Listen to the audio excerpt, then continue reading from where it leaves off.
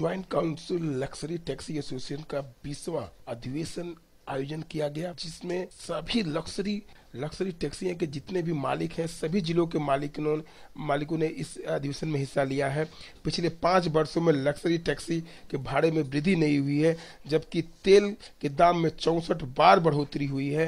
अब luxury taxi के मालिक राज्य सरकार के पास बार बार दरबार किए, लेकिन बार बार दरबार के बावजूद भी जब सरकार ने किसी प्रकार के भाड़ा बढ़ाने का संकेत नहीं दिए हैं, तो अब जाकर के लक्जरी मालिक कहीं न कहीं आकर के ये सिद्धांत लेने पर मजबूर है। आगामी 27 सितंबर से वो लोग अनिश्चितकालीन के लिए लक्जरी टैक्सी है उसे बंद रखेंगे, जब तक कि उनके भाड़े में वृद्धि ना हो जाए। आइए मैं बात करता हूं संपादक जो लक्जरी टैक्सी एसोसिएशन के सुब्रत घोष।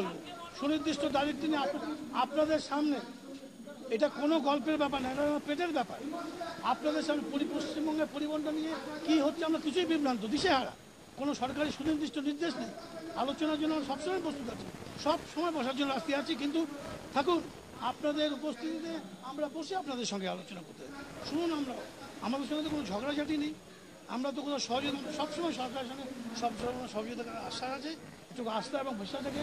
আশা করি আপনাদের মাঝখানে উনি সব ব্যস্ত, সর্বাব্যস্ত, নানান সমস্যার মাঝখানে বর্তমান জনপ্রিয় মুখ্যমন্ত্রীকে বিভ্রান্তি করার উপায় নেই, কিন্তু তাই আপনাদের মাঝখানে খবর পৌঁছাতে চাই যে মাননীয় মুখ্যমন্ত্রী আমরা নিরুপায়, আপনার মাধ্যমে যদি দৃষ্টি আকর্ষণ করি যে সরকারি আমরা জেগে বা পরিবহন দপ্তর যদি কোনো রকম সুরাহা রাস্তা না বেরোয়, তাহলে আগামী 27 শুক্রবার সারা রাজ্যের লাক্সারি ট্যাক্সি বন্ধুদের কাছে আবেদন, কষ্ট হবে অফিসার করে বন্ধুরা, এই কষ্ট কোনো ভেদাভেদ না রেখে জ্বালা যন্ত্রণা প্রত্যাহার করে যদি হারেন, তাহলে পশ্চিমবঙ্গে আগামী দিনে শুধু আমাদের নয়, যে দিশা পশ্চিমবঙ্গের মাননীয় মুখ্যমন্ত্রীর শিল্প উন্নয়ন, সত্যি শিল্প সেটি সম্ভব হবে, এছাড়া হতে পারে।